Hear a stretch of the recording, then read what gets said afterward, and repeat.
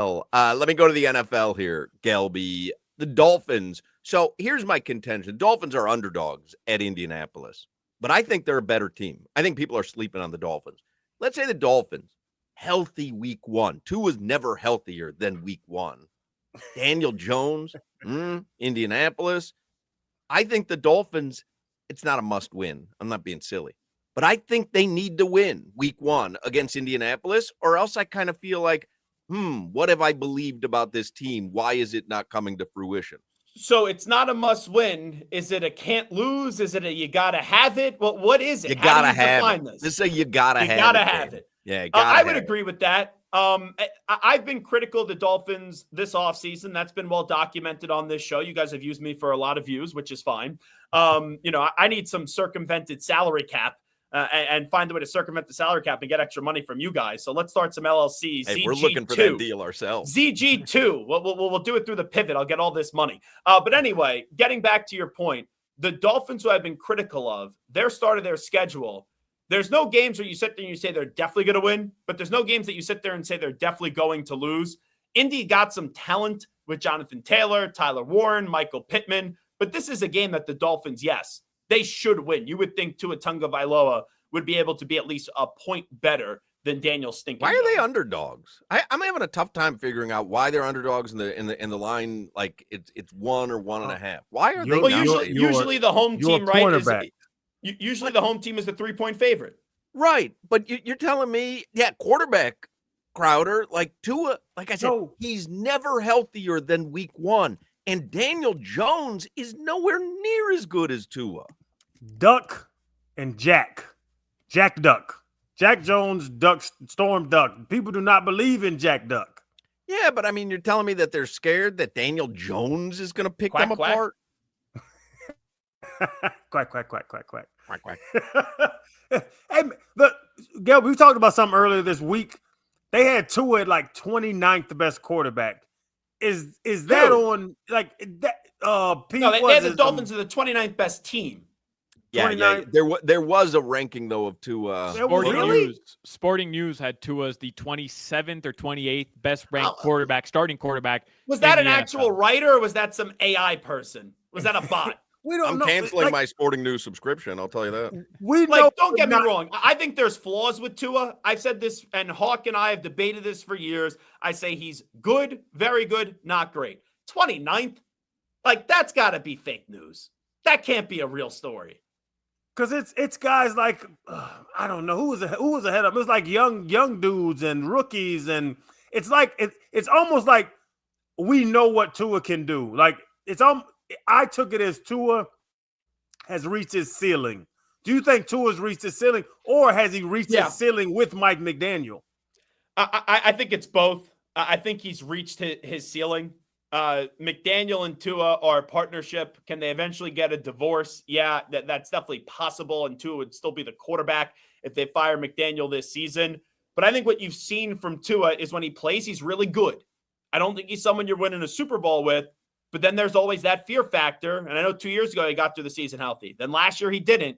The health is the number one fear factor. And I hate to sound like a broken record at this point, but who knows what happens the next time Tua Tagovailoa suffers another concussion. We're going to go through the same thing where it's like you'll have Manti Te'o on TV who's very close to Tua saying, I don't want him to play anymore. And when Tua suffers a concussion because of what we've seen publicly before and how many concussions he suffered, he's out longer than when any other quarterback in the league suffers a concussion.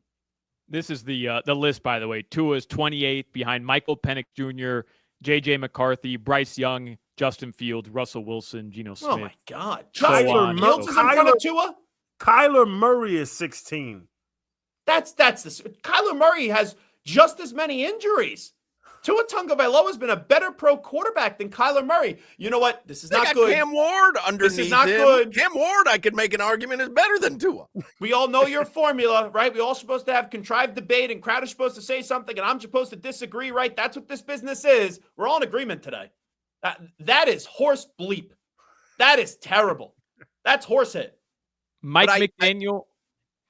I was just going to say, I do believe that that's a prevailing thought about Tua around the country. Not that they may 29? think 28? Yeah. Not that people might think J.J. McCarthy is better or Kyler Murray, but I think there's this prevailing notion that Tua is not even a good quarterback, and it's so silly to me. He is so statistically good, just needs to be out there, needs a modicum of protection. I understand he's got, problems, availability being one of them, but man, he's a good quarterback when he's out there and healthy. I think Gelb, correct me if I'm wrong. Nationally, a lot of people think he's a system guy. He was carried by Tyreek Hill in the only season that he was healthy. And because of the injuries, it's the biggest knock on him. Those three things together are why people just don't view Tua in the same category as like a Jordan Love or a Dak Prescott, like not the upper echelon QBs, but like that second to third tier. I think Dak and Tua are very similar. Like I look at Dak, I think Tua could eventually win a playoff game like Dak has, but I don't think you're getting to a Super Bowl. Like my top 10 quarterbacks, I think Tua is a top 15 quarterback. My top 10, Mahomes, Allen, Lamar, Joe Burrow, Jalen Hurts, Jaden Daniels, Stafford, CJ Stroud, Baker Mayfield, and Jared Goff. I think the first 7, you can't debate it. After that, I think that's when Tua could start. I think the highest he could be is 8th. And then I think the lowest he could be is probably like 14 or 15. I'd probably say he's like the 13th or 12th best quarterback in football. Mike McDaniel or Tyreek Hill. Now you're with that? I'm with him being We've had debates over this. But I'm with him being a top 15 quarterback. Like anyone who says the low end of Tua is a top 15 quarterback in the NFL, I won't fight down that one. Gotcha.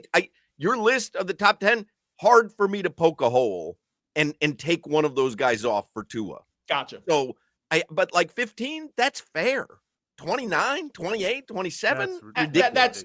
I hate to do this because sometimes people be like, oh, you're just doing this for clicks. And I'm like, I'm really not. This is my true thought. There's no way the person that authored that article could actually think that Tua is closer to the 30th best quarterback in football. The way they were probably doing it is, who would I rather have right now, J.J. McCarthy or Tua? And if you think Tua is just constantly hurt and is a product of the system, like Solana said, then you might say, oh, I'd rather have J.J. McCarthy because I think, oh, I'd rather have Kyler Murray because but how do you put Kyler at 15? Every now and then. I can't say it. I know he's just as damaged, and I know his injuries really haven't been to the cabeza, so that's maybe different, but he hasn't been as good as Tua has been in the NFL. I agree. No arguments here. And he's built like a 14-year-old. He's itsy-bitsy little baby. Come on, man. Kyler Murray thing. That's why I brought it up. That upsets me. And that was the former athlete saying that, by the way, not us. I would never. Good professional sports talk show host. There's a new Hockman burger available at Tucker Duke's in Deerfield Beach. Can I guess what it is? Yes. All right. Little hamburguesa. Mm-hmm. I'm going to say it is blue cheese, bacon, and onions. You're very close. You nailed the hamburger portion of it, and you nailed the onions.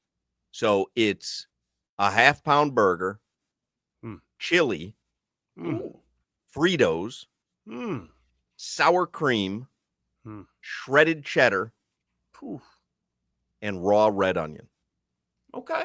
You know what? I'm a little bit surprised because I always see your cutesy, fancy Instagram posts that the Hockman burger is actually not just a burger with no cheese and just avocado spread across it with guacamole with all your avocado toast. I am actively searching for an avocado toast endorsement because the Hockman burger, that's a hearty meal. But there should be a Hockman avocado toast available somewhere.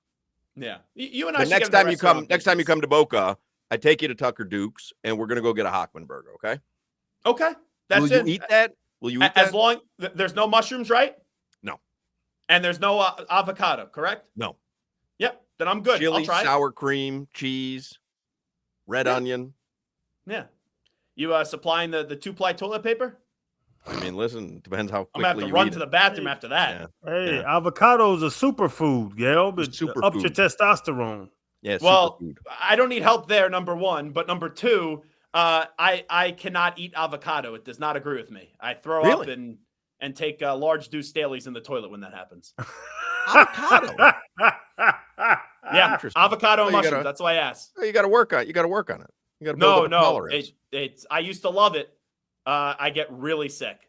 Got to build a stronger constitution. Exactly. A lot of throw up and lot of natty splatties, if you know what I'm saying. Soft. Hey, Yeah, it says the Soft. guy that Guy eats a won't eat stone that. crab with a I was fork and a gonna knife. say, guy, You black cat. guy feigns allergy to shellfish because he's scared of the stone crab. Yeah. Soft. Meow. See you, Gelby. You got it, guys. Be well. Happy football.